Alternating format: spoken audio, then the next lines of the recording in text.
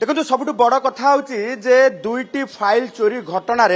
जितेबले 25 तारिख दिन 11टा बेले कैपिटल थाना रे हाजर होगापाई तत्कालीन मुख्यमंत्री व्यक्तिगत सचिव तथा पूर्वतन 5टी सचिव भिके पांडियान को नोटिस करा जायथिला। 11टा बाजिबापाई आउ 15 मिनिट रही किंतु यारी भितरे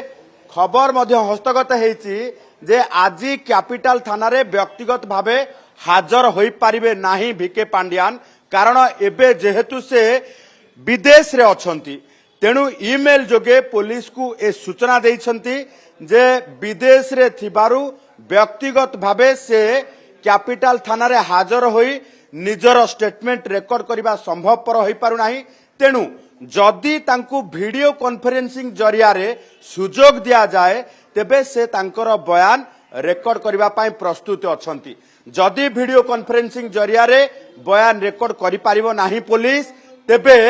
से विदेश रु फेरिबा परे कैपिटल थाना रे हाजर हेबे बोली एने सूचना देइछंती। तेणु ये सूचना आसीबा परे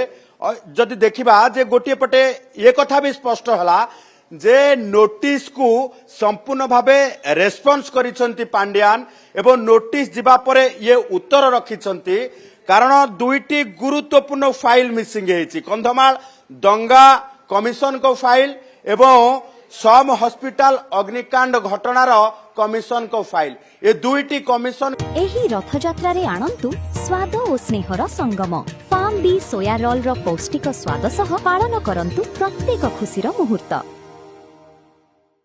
फाइल जेतेबेले गायब हो सारी ये घटना रे गोटे स्टिपुलेटेड टाइम भितरे ये दुईटी कमिशन को फाइल गायब होइतबा नै कि जेतेबेले एतला दिया जायथिला 460/2026 रे एक मामला मध्य रुजु करिछि कैपिटल थाना पुलिस। यहा पूर्वरु पूर्वतन आईटी सचिव मनोज मिश्रा एवं ता सहित आमे जदि देखिबा जे राजेश वर्मा पूर्वतन आईएएस तथा नवीन सरकार रे प्रिंसिपल सेक्रेटरी भावे कार्य तुलैथिबा जो रही राजेश वर्मा को नोटिस हेतिला किंतु आईटी सचिव जे थिले मनोज मिश्रा तांकर आसिकी बयान दे सारिछंती किंतु राजेश वर्मा नोटिस परे मध्य हाजर न होबा परे तांको पुनर्बार नोटिस जारी करायथिला। केस टू केस भ्यारी करे जेतेबेले केस रे गुरुत्व रहिछि जे व्यक्तिगत भावे थाना रे हाजर होई बयान रेकॉर्ड करिवार आवश्यकता रहिछि से समय पुलिस पुनर्बार तांको नोटिस देई पारे पुनर्बार तांको रिमाइंडर देई पारे जे ना वीडियो कॉन्फ्रेंसिंग जरिया रे बयान रेकॉर्ड संभव नुहे ये केस रो गुरुत्व जहा रहिछि किंतु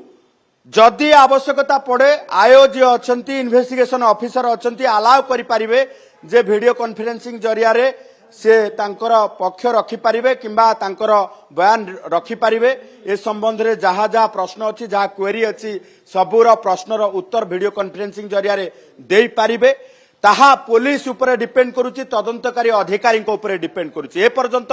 पुलिस पक्षरु किछि स्पष्ट भावे सूचना दिया जाई नाही जे व्यक्तिगत भावे हाजर हेई ईमेल जरिया रे जदिबा से अब जणैछन्ती हाजर होई पारिबे नाही बोली वीडियो कॉन्फ्रेंसिंग जरिया रे तांको बयान रेकॉर्ड हेबना नाही ए संबंध रे पुलिस पक्षरु किछि सूचना दिया जाई नाही।